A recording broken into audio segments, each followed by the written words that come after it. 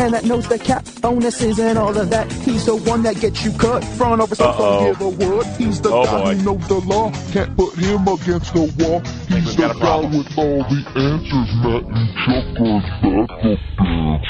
We're in charge of machining. Quick, get out the vodka. Put the vodka in it, Hoyt. I apologize.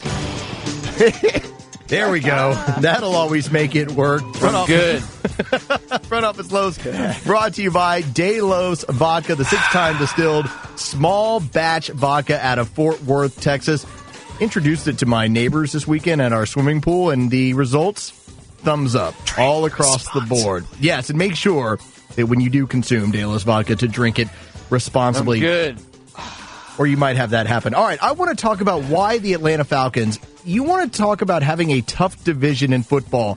I know the Falcons were able to win that division. We know how competitive the NFC South was, but I was trying to kind of do a numerical deal to try and explain why this division is as tough as some of the really tough divisions in the NFL, like the AFC North.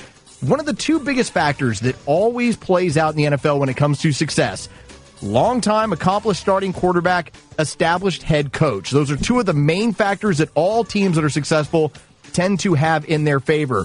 When you look at the Atlanta Falcons, you now have Matt Ryan as a 9-year starter for this team.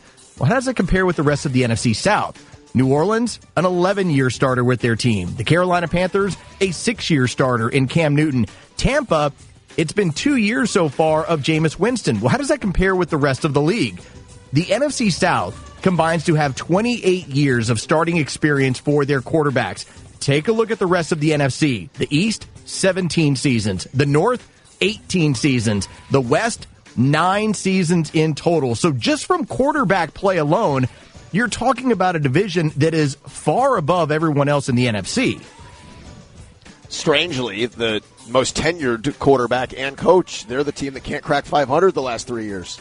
And so when you take a look at that with enjoyment. I did. I really did. And so when you just take a look at even the coaching from this standpoint, the NFC South, 19 years of continuous coaching for their group. You know, Atlanta right now, a 2-year head coach, Tampa with 1, but New Orleans 10 years and 6 years over in Carolina. The NFC East, 12 years of coaching experience. The predominant amount of that is Dallas, who has 7 years there. The NFC North, 19 years of coaching experience. That is basically all Mike McCarthy, 11 years in total there. The NFC West, just 11 years of coaching experience. One of the teams that has benefited from this every single year, and why you can always pencil them in, is the New England Patriots. If there is one thing that has consistently happened in the AFC East, it's that everyone else doesn't have a quarterback or a longtime head coach. Consider this. Yes, go ahead, Chuck. Go ahead. I want to ask you about the AFC North, given Harbaugh, Tomlin, Marvin Lewis. Oh, you know what? I'll get you right there. Let me go ahead and finish up with New England with what they have going on. 22 total seasons at quarterback, 19 at head coach. New England has 15 and 17 of those years for those two. The AFC North, Chuck, which is the one you bring up where it's loaded for bear. Outside of Cleveland, this is one of the just most evil divisions in all of football.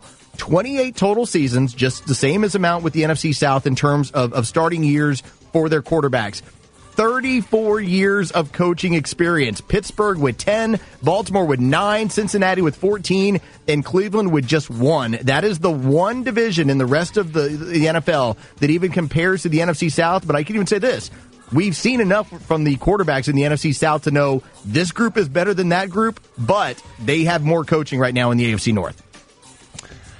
Carlos, this is not a Cincinnati station, and we don't talk Bengals much. How the hell does Marvin Lewis still have his job? Because there may not be any more stable team as far as quarterback and head coach in the NFL where I know less about what they are. I think they're the same team as they were a year ago, 2 years ago, 3 years ago, 4 years ago. I think there's a time when you look back at what you were before the coach came in and you decide we never want to even get near there again. Cincinnati was a team that won between 25 and 30% of their games for the better part of a decade.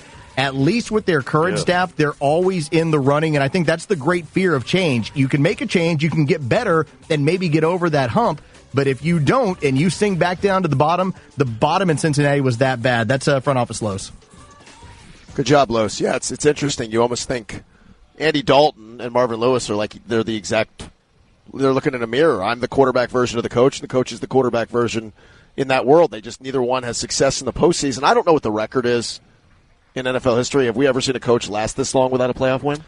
No. I mean, I don't know that. I'm thinking. I don't know if we went back to the golden years of the NFL, the golden age. I don't know, but 14 years. And I get what Los is saying. Fear is what's always going to stop anything in life from changing. But you're acting like you're okay with it once you get to a point where it's become commonplace. You know the dynamic you have at work in Cincinnati? It's a family who owns the franchise, and it's a bunch of family members in the most powerful, evaluative positions. Right. The best thing they could do is hire a complete out. Somebody who's never even been to Cincinnati. Say, come in. Obviously, we're not getting over that hump with what we've been doing. You've got total control as a general manager, and you need somebody from outside the franchise to come in and do some hard evaluations of Andy Dalton, Marvin Lewis, whomever. It's almost like they're the football version of the Atlanta Hawks. They're not going to win a title, but they're almost okay with staying where they are, sort of in the middle. Yeah, we might good. make the playoffs, we might not. But sometimes that's just not enough for a lot of people.